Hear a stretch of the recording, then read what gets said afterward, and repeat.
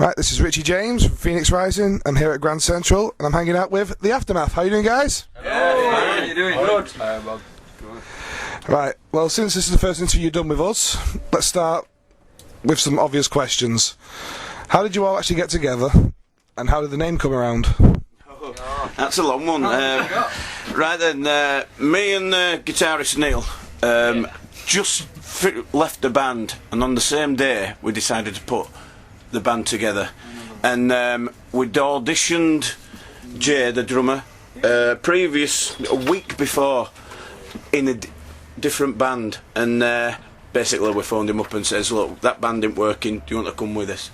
And he said yeah, straight away. And then so we're all in different bands, really, aren't we? We're all came together. Yeah, that's it. That's how it was. Yeah, we were just all in different bands, and we picked out the right people, basically. You know, Ryan joined a year later after a bassist that just didn't bother turning up, and then Si came a year ago.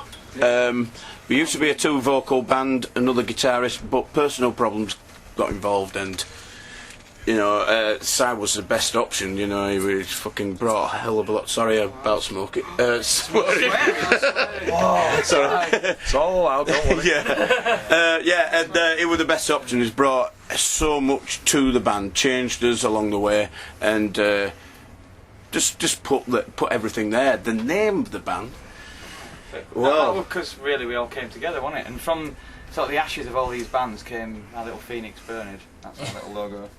So it was kind of, well, it was like the aftermath of all the other things. Bands, yeah. So it's got a bit of a story and a history to it. Plus, once we was a two-vocal band, and when the other guy left, we basically got together and started writing a load of new music with just Brian on vocals, and it's just sounding really, really good. So we decided to stick with just Brian. You know, because we love him.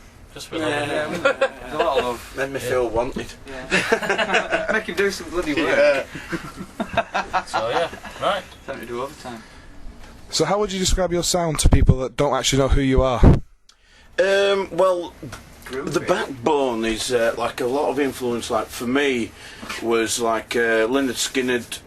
For Neil, it's a lot of what is it, Neil? Black Sabbath. Black Label Society, stoner stuff, you know. You know, and like for Si, it's a lot of Pink Floyd. Not just Pink Floyd, but you know.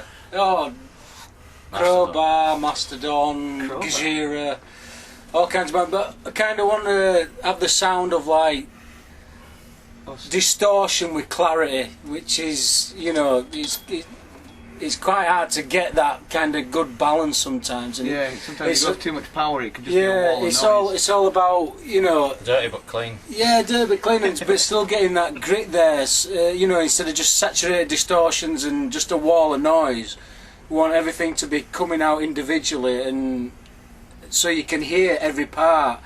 And I think Down do it really well, you know, especially their sound. And I suppose the sound it's not exactly the same as Down, but it's on the same kind of lines as that kind of really detuned guitar with, you know, the groove element, and you know, and songs that mean something instead of just singing about crap or whatever. And that's why Brian's such a good vocalist and lyricist, because the songs they're all about something, you know, instead of just singing bollocks. And yeah, a lot of people, so who are your influences again?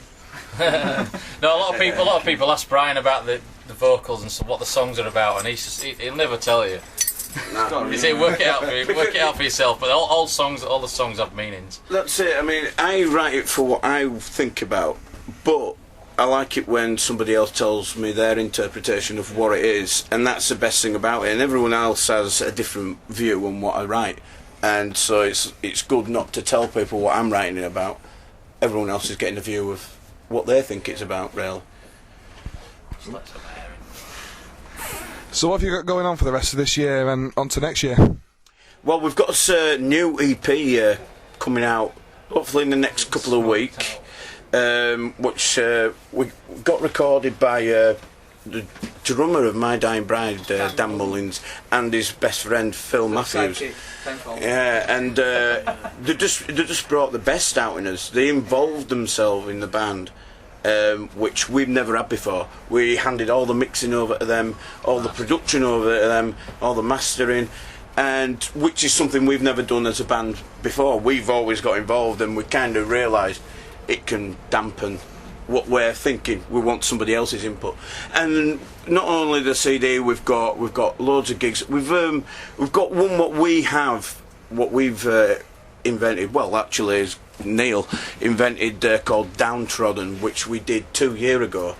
And we invite all the bands that we've played and got on with. And we're doing it again this year. We're thinking it's going to be a 2 year every time we do it. It's just like a mini festival, really. Yeah, we put a hell of a lot of thought into it. Yeah, all these years on the road, we kind of know what's it's like a big heavy metal party for us and all of us friends, really. You know, we do that in Bradford at the Gasworks, which is it's kind of its own town, and we don't really play its own town as much because there's not as much going on as there were like 2-3 years ago. But having said that, I mean, we come to Manchester and we always have a good time here. And gigs, as we say, we've got. We're trying with the new CD to try and get on Bloodstock. Whether we do, we don't know. But we just try, you know. That's all you can do. We'll do it again, man. Yeah, easy. You know, as we say, gigs along the way. We've got Leicester. We've got a couple in Bradford, as we say. We've got where we got coming up next.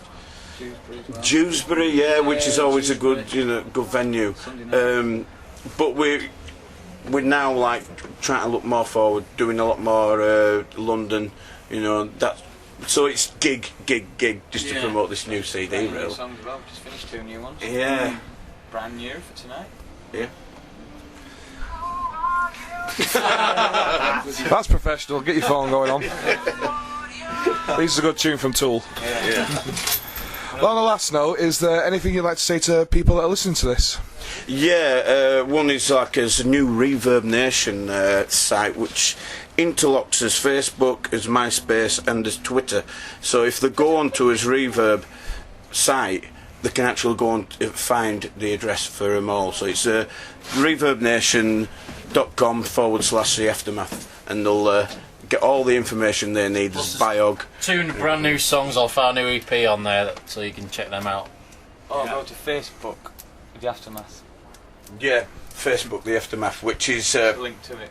Yeah, as I said, the Reverb Nation is a good link to all those sites, and just basically we're looking forward to 2011. Have a listen, tell us what you think. Yeah. And we're looking forward to destroying the Manchester Grand Central tonight. Well, thanks for taking the time to talk to me today. I look forward to seeing you set later and hope to see you again in the future. Thank you.